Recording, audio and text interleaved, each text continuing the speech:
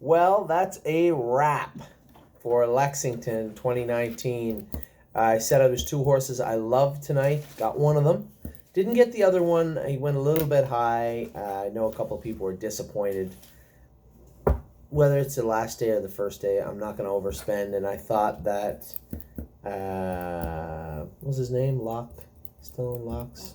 I think Lockbox at 27,000 was just a little more than I wanted to spend, especially on the fifth day.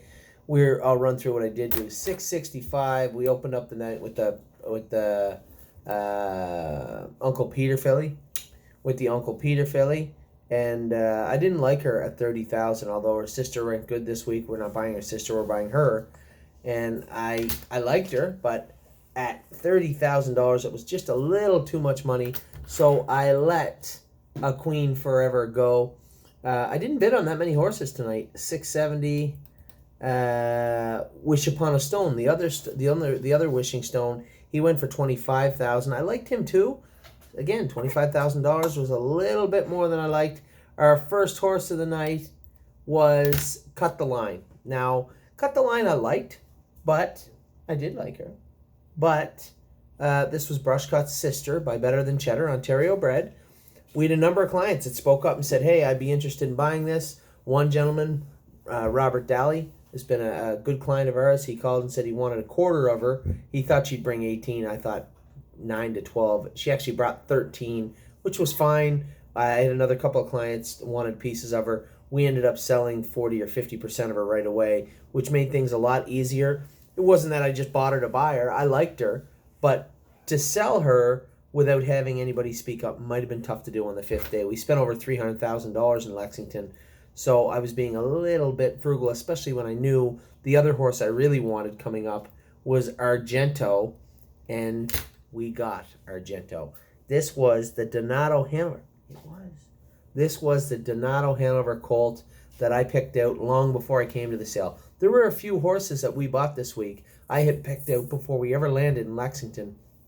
And then after looking at them in person, it was a slam dunk that I wanted that horse. Argento was one of those horses. In fact, Felix Marion bought half of them. That's the blacksmith that we have. He bought half of Argento simply because he liked him so much. Pretty hard not to like Argento. Just a beautiful horse. I did look at a couple more, but I never got my hand up.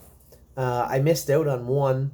There was a Sunshine Beach filly that was really, really well bred. She was worth way more than she went for. But again, we had a Better Light filly. Now we have a Better Than Cheddar filly. We had a couple of other fillies that are still in the barn right now. Did I want a Sunshine Beach filly, even though she looked great? I could have, but I just didn't. So we let her alone. And then as I was leaving, this beautiful, beautiful filly walked into the back ring. A Trixton filly.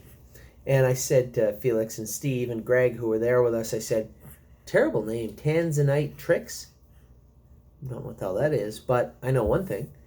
The mother has thrown 7 foals. All 7 are winners. The best one on the card, 53-2 on a 5/8 mile track, Classic Bellissimo by Crazed, 29 lifetime wins, $250,000 made. All 7 foals, another one with 135, another one with 70, 40. They all raced, they all took marks, they all made money.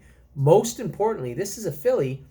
First foal out of the second dam, Classic Somoli, is Crowning Classic. Made $2 million in Europe. $2 million. Pretty hard not to like that. So we got a Trixton filly, big filly, good size, perfectly put together. And I'll tell you why she only went for $7,000. One, it was late in the sale. Two, Crawford Farms has put it in, and I know Crawford races a lot of their own horses and sells a lot of high-end horses. People look at them sometimes and think, if they don't want them, I don't want them. Which any farm could do, and anybody could think about any farm, right? So I was a little surprised. I was getting ready to leave. Gathering all our tickets up from the sales office, and I was taking them to the shipping company. I said, just one second. I should go out and watch this filly go through the ring. I went out, watched her. 5, 5, 5, 7, 7, 7, 7. Anybody 8, 8. Bang, hammer goes down at 7. Steve Palermo looked at me and looked at him. I said, how did that just happen? Didn't know. Anyway, you guys, as I said, you'll be able to judge for yourselves. You can you can think I'm, just pedaling a horse. Pick the wrong horse to pedal. It's the cheapest one, but you can see all the videos of the horses. Actually, it's not fair. I didn't do a video of this horse. I never thought I would ever I would ever buy or be interested in buying this horse, but at 7,000 I was. She leaves in the morning at 7 a.m. So you're going to have to wait for some pictures and some videos of her when we break them on Monday. We bought in total 15 horses. Steve bought one that he's sending back to us also, a beautiful filly that he purchased by wheeling and dealing. So we have 16 horses coming back in total. Most of them are already back. Come Monday morning, we have 16 to break. James starts on Monday. A couple of grooms starting back. We're starting to get wound up again. I think we have just north of 50 yearlings now. We get London in a couple of weeks, I guess. Might be a little tough to go to London. We got a number of Ontario breds already. And we just got a bunch of horses here this week. We do have London. We do have Indiana. We do have Harrisburg. Those are the four major ones still left coming up. And as I said, that is a wrap. This little girl has been an absolute trooper the whole time. At the sales, not crying, walking around, giggling and laughing. And it's a little late tonight. We just finished up a late supper. Sharp as a tack, aren't you? Anyway, do you want to say bye-bye? Say, look, there. Bye-bye. Anyway, as I said, that's a wrap for Lexington. It's been a great run. I think we did pretty good at the sale. I guess we'll know for sure in 10 months. But from my end, finding value, looking for value, I think we did. I think we found plenty of it. I think we did very well here in Lexington. So that's a wrap. We'll be back, Amy and I and Addie Bear. Fly out tomorrow. We'll be back home Monday morning. We'll be breaking all these horses. If you're in the area, the greater Tamiko area, we'll be breaking all these horses Monday morning in the jog cart, unless I guess they have a little temperature or something. But do you want to break them?